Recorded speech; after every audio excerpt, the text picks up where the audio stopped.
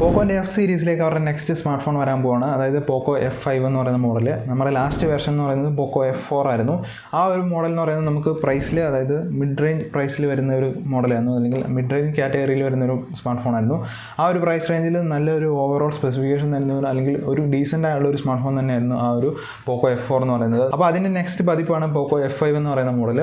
അപ്പം ഇത് നമ്മൾ ഏപ്രിലായിരിക്കും ലോഞ്ച് ചെയ്യാൻ പോകുന്നത് എന്നുള്ളതാണ് ഇപ്പോൾ അറിഞ്ഞിരിക്കുന്നത്. അതിൻ്റെ ഏകദേശം കറക്റ്റ് ആയിട്ടുള്ള ഡേറ്റ് April 6th അല്ലെങ്കിൽ ആ ഒരു സമയത്തായിരിക്കും എന്നുള്ളതാണ് ഈ പറഞ്ഞിരിക്കുന്നത്. എന്ത് തന്നെയാലും നമ്മൾ ഈ ഒരു മോഡലിനെ കംപ്ലീറ്റ് ഡീറ്റെയിൽസ് ആയിരിക്കും നോക്കാൻ പോകുന്നത്. അത് നോക്കുന്ന സമയത്ത് ഈ ഒരു പോക്കോ F5 എന്ന് പറയുന്ന മോഡൽ ചൈനയിൽ ലോഞ്ച് ചെയ്യാൻ പോകുന്ന നമ്മുടെ റെഡ്മിയുടെ അല്ലെങ്കിൽ ഷവോമിയുടെ നോട്ട് 12 ടെർബോ എന്ന് പറയുന്നൊരു വെർഷൻ ഉണ്ട്. അതായത് ഷവോമി 12 സീരീസിലുള്ള ഒരു വെർഷൻ തന്നെയാണ്, പക്ഷേ അത് ചൈനയിൽ മാത്രമായിരിക്കും ലോഞ്ച് ചെയ്യുന്നത്. അതിൻ്റെ ഒരു റീബ്രാൻഡഡ് ആയിട്ടുള്ള വെർഷൻ ആയിരിക്കും നമ്മുടെ ഈ ഒരു പോക്കോ F5 എന്ന് പറയുന്ന മോഡൽ. അപ്പം അതേ സിമിലർ ആയിട്ടുള്ള സ്പെസിഫിക്കേഷൻ കാര്യങ്ങളായിരിക്കും ഈ ഒരു മോഡലിലും വരുന്നത്. അപ്പോൾ അതിനെ ബേസ് ചെയ്തുള്ള ഡീറ്റെയിൽസ് ആണ് നമുക്ക് പറയാൻ കഴിഞ്ഞിരിക്കുന്നത്. അപ്പം എക്സാക്ട് സെയിം ആയിട്ടുള്ള ഒരു മോഡൽ ആയതുകൊണ്ട് തന്നെ ഏകദേശം സെയിം ആയിട്ടുള്ള ഒരു സ്പെസിഫിക്കേഷൻ കാര്യങ്ങളായിരിക്കും ഇന്ത്യയിലേക്ക് വരുമ്പോൾ ഉണ്ടാവുക.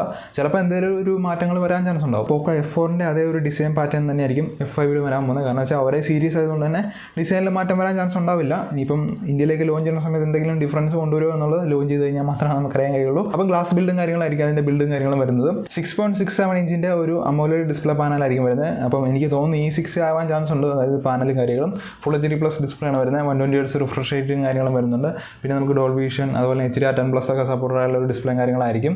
1400 നിറ്റ്സിൻ്റെ പീക്ക് ബ്രൈറ്റ്നസും കാര്യങ്ങളായിരിക്കും വരുന്നത്. അപ്പോൾ ഈ ഒരു രീതിയിലായിരിക്കും ഇതിൻ്റെ ഡിസ്പ്ലേ കാര്യങ്ങളും വരുന്നത്. അപ്പം ഒരു ഡീസൻ്റ് ആയിട്ടുള്ള ഡിസ്പ്ലേ തന്നെ ആയിരിക്കും. അതായത് ഈ ഒരു പ്രൈസ് റേഞ്ചിൽ നമുക്ക് ഡീസൻ്റ് ആയിട്ടുള്ള ഡിസ്പ്ലേ തന്നെ ആയിരിക്കും നമുക്ക് പ്രൊവൈഡ് ചെയ്യാൻ പോകുന്നത്. അതുപോലെ നോക്കുകയാണെങ്കിൽ നമുക്ക് ഇൻ ഡിസ്പ്ലേ ഫിംഗർ പ്രിൻറ്റ് സെൻസറും കാര്യങ്ങളല്ല വരുന്നത്. സൈഡിലായിരിക്കും നമുക്ക് ഫിംഗർ പ്രിൻറ്റ് സെൻസറും കാര്യങ്ങളും വരുന്നത്. നമ്മുടെ F4ൽ ആ ഒരു രീതിയിലായിരുന്നു. സ്നാപ്ഡ്രാഗണിൻ്റെ ചിപ്സെറ്റ് തന്നെയാണ് ഇതിൽ വരുന്നത്. അതായത് സ്നാപ്ഡ്രാഗണിൻ്റെ 7+ സീരീസിലെ അല്ലെങ്കിൽ 7 സീരീസിലെ 7+ Gen 2 ആയിരിക്കും ഇതിൽ വരാൻ പോകുന്നത് എന്നുള്ളത് ഒഫീഷ്യലായിട്ട് കൺഫേം ചെയ്തിട്ടുണ്ട്. കാരണം വെച്ച് കഴിഞ്ഞാൽ നമ്മുടെ ആ ഒരു ടെർബോ സീരീസിൽ ഈ ഒരു ചിപ്സെറ്റ് തന്നെയാണ്. അതുകൊണ്ട് തന്നെ ഈ ഒരു മോഡൽ തന്നെ ആവാനാണ് ചാൻസ് കൂടുതൽ.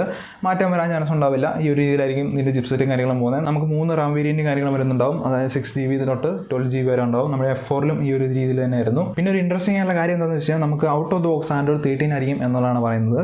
പക്ഷേ ഇന്ത്യയിലേക്ക് വരുമ്പോൾ നമുക്ക് Android 12 ആയിരിക്കും പ്രതീക്ഷിക്കാം. കാരണം വെച്ച് കഴിഞ്ഞാൽ ഷവോമി അങ്ങനെയാണ് ചെയ്യുന്നത്, അല്ലെങ്കിൽ അവരങ്ങനെയാണ് ചെയ്യുന്നത്. ആ ഒരു രീതിയിലാണ് അവരുടെ ആ ഒരു സോഫ്റ്റ്വെയർ അപ്ഡേറ്റും കാര്യങ്ങളൊക്കെ തരുന്നത്. നിങ്ങൾക്ക് തന്നെ അറിയാലോ. ചിലപ്പോൾ എന്തെങ്കിലും മാറ്റം വരാൻ ചാൻസ് ഉണ്ടാവും. ചിലപ്പം ഈ ഒരു മോഡൽ ചിലപ്പം out of the box Android 13 കിട്ടാൻ ചാൻസ് ഉണ്ട്. എനിക്ക് തോന്നുന്നില്ല. എൻ്റെ ഒരു അഭിപ്രായം പറയുകയാണെങ്കിൽ എനിക്ക് തോന്നുന്നു Android 12 ആയിരിക്കും വരാൻ പോകുന്നത്. ഇനിയിപ്പം പോക്കോ എന്തെങ്കിലും മനമാറ്റം ഉണ്ടായിട്ട് Android 13 കൊണ്ടുവരുമോ എന്നുള്ളത് നമുക്ക് കാണാം. പോക്കോ F4ൽ ഉണ്ടായിരുന്ന പോലെ തന്നെ നമുക്ക് ട്രിപ്പിൾ ക്യാമറ സിസ്റ്റം ആയിരിക്കും ഇതിലും വരാൻ പോകുന്നത്. നമുക്ക് 50 MB പ്രൈമറി ക്യാമറ വരുന്നുണ്ട്. അതുപോലെ 8 MB അൾട്രാ വൈഡ് ആംഗിളും പിന്നെ നമുക്ക് 2 MB മാക്രോ ലെൻസും കാര്യങ്ങളും വരുന്നുണ്ട്. ഇതിൽ നമുക്ക് അല്ലെങ്കിൽ ഈ ഒരു ചിപ്സെറ്റിൽ നമുക്ക് 4K and 30 FPS video shoot ചെയ്യാനുള്ള ഓപ്ഷൻ ഉണ്ട്.